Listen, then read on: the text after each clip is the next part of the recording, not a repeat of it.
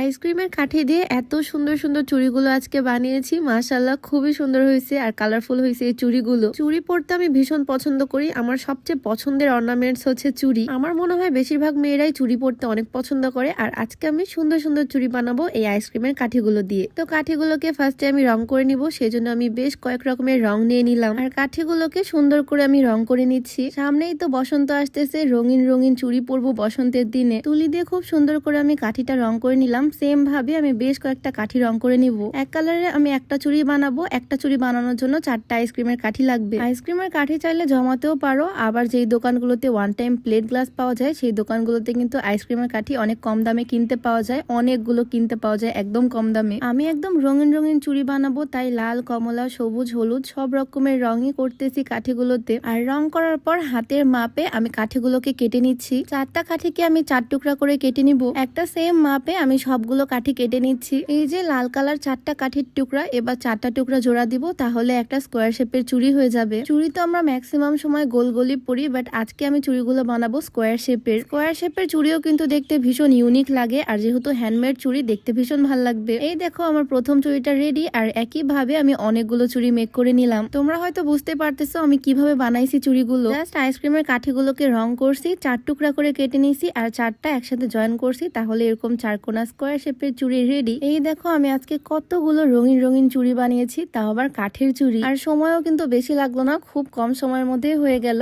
এই চুড়িগুলো এভাবেও দেখতে ভালো লাগতেছে, বাট আমি এইভাবে রাখবো না, আরো সুন্দর ডিজাইন করব। এমনিতেই তো দেখতে খুবই সুন্দর লাগতেছে, আর এটার উপর ডিজাইন করলে আরো বেশি সুন্দর লাগবে দেখতে। তো যাই হোক, চুড়িগুলো তো সুন্দর করে বানিয়ে ফেলছি, একদম রঙিন রঙিন। এখন এগুলোকে একটু সাজানোর পালা। বেশ কয়েকটা ছোট ছোট স্টোন নিয়ে নিছি আমি, এই স্টোন গুলো দিয়ে চুড়িগুলোকে সাজাবো। ছোট ছোট মিরর, পুঁতি বা চুমকি যে কোনো কিছু দিয়ে চুড়িগুলো ডিজাইন করা যাবে। ইচ্ছা মতো সুন্দর করে সাজিয়ে নেওয়া যাবে এই চুড়িগুলো। আমি তো জাস্ট 3টা করে এই পুঁতিগুলো বসিয়ে দিচ্ছি। একদম সিম্পল একটা ডিজাইন করছি, বাট আমার মনে হয় এই ডিজাইনটা করাতে অনেক বেশি সুন্দর লাগবে দেখতে। এই দেখো জাস্ট চারিপাশে ঘুরিয়ে 3টা করে স্টোন লাগিয়ে দিয়েছি। এই তো আমার চুড়ি রেডি। নিজের হাতে বানানো জুয়েলারি পরতেও অনেক বেশি ভালো লাগতেছে। চাইলে সবগুলো এক কালারও মেক করা যাবে, বাট আমি এক এক কালার বানাইছি, মানে একদম রেইনবো কালার। আর সবগুলোতে স্টোন বসিয়ে সেম ভাবে ডিজাইন করে নিচ্ছি। স্টোন বসানোর পর চুড়িগুলো দেখতে আরো বেশি সুন্দর লাগতেছে। তো এই তো আমার চুড়ির ফাইনাল লুক। আমার চুড়িগুলো বানানো একদম ডান। কমেন্টে জানিও আমার বানানো চুড়িগুলো কেমন হয়েছে। চুড়ির ফাইনাল লুক দেখে তো বোঝারই উপায় নাই এগুলো আইসক্রিমের কাঠি দিয়ে মেক করা। দেখে মনে হচ্ছে অনেক দামি চুড়ি, আমি কোনো অনলাইন পেজ থেকে কিনছি। আমি কালার করার সময় আরো অনেকগুলো কাঠিতে রং করছিলাম, এগুলো দিয়ে আমি অন্য কোনো ডিজাইনের চুড়ি বানাবো বা অন্য কোনো ক্রাফট করব।